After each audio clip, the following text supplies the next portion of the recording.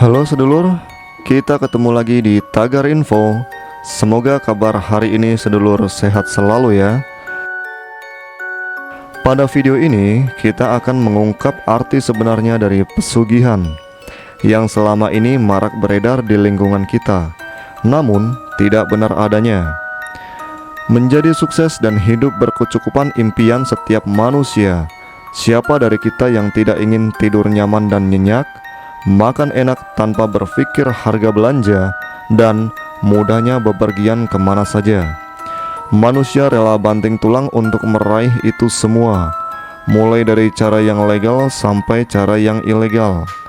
Caranya juga beragam, ada yang kerja lembur dan investasi, namun ada pula yang meraihnya dengan jalan pintas, seperti melakukan aksi kriminalitas atau mungkin melakukan hal gaib dan mistis. Khusus yang kedua yaitu hal gaib, tidak sedikit manusia yang melakukan berbagai ritual persekutuan dengan setan. Sebut salah satunya yaitu pesugihan. Hal tersebut sering kita dengar, mulai dari tetangga kita hingga ke masyarakat luas di luar lingkungan kita. Pesugihan dapat diartikan sebagai upaya mendapat kekayaan dengan melakukan perjanjian bersama makhluk gaib. Cara ini tidak hanya ada di Indonesia, melainkan juga terjadi di berbagai belahan dunia. Seorang antropolog Australia melakukan penelitian panjang tentang hal ini ketika mengunjungi Amerika Selatan, tepatnya di Kolombia dan Bolivia. Sebelum kita melanjutkan ke pembahasan lebih mendalam, alangkah baiknya kamu subscribe channel ini ya, agar kamu mendapatkan informasi-informasi terupdate dari Tagar Info. Mari kita lanjutkan ke antropolog yang berhasil mengungkap tentang pesugihan. Antropolog tersebut bernama Tausig. Melihat fenomena pesugihan, dia menyebutnya sebagai persekutuan dengan setan di dua wilayah tersebut. Di perkebunan Kolombia, Tausig mendengar mitos kalau para petani melakukan hal gaib untuk meningkatkan hasil panen, yakni dengan melakukan pesugihan dan menjadi budak setan. Keduanya punya kontrak khusus dengan setan.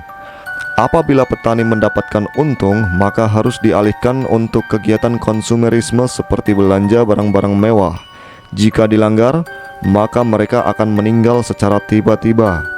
Tausig tentu tidak percaya atas hal ini, tetapi sebagai antropolog, dia juga harus menemukan jawabannya. Singkat cerita, dia berhasil membongkar misteri pesugihan dengan memberikan perspektif yang berbeda. Perlu diketahui, mayoritas para ahli mengungkap fenomena seperti ini didasarkan oleh kecemburuan. Singkatnya, para petani yang miskin sebetulnya iri terhadap orang yang dapat harta mendadak. Jadi mereka menuduh para orang kaya baru bersekutu dengan setan. Dan ini sebetulnya logis. Dalam tulisan berbeda yang berjudul The Ghost in the Machine 2018 di Jacobin, Tausig memaparkan mitos itu muncul sebagai upaya kritik para pekerja atas suburnya kapitalisme.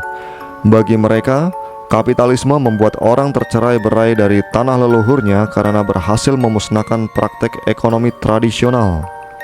Tausig berkata, cerita pesugihan diproduksi untuk memahami keterasingan mereka dan sebagai tanggapan atas gangguan sosial besar-besaran yang ditimbulkan atas kemunculan akumulasi modal swasta.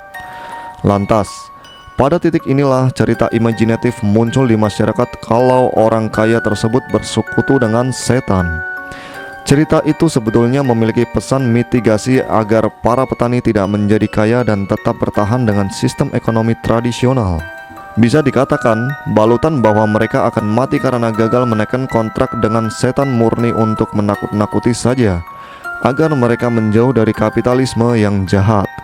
Kapitalisme sendiri dipandang sebagai setan atau iblis karena sama-sama menimbulkan ketakutan. Jika setan menimbulkan ketakutan terhadap imajinasi manusia, maka kapitalisme menimbulkan ketakutan akan tindakan eksploitasi. Berkat riset ini, Tausig kemudian diganjar penghargaan bergengsi.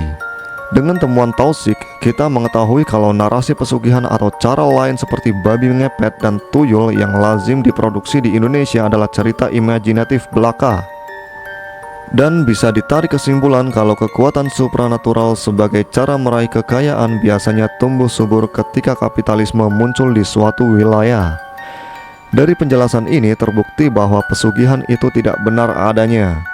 Ketika beredar isu tentang pesugihan seperti babi ngepet maupun tuyul, orang yang benar-benar pernah melihat pelaku pesugihan pun tentu tidak dapat membuktikan dengan kuat atas tuduhannya.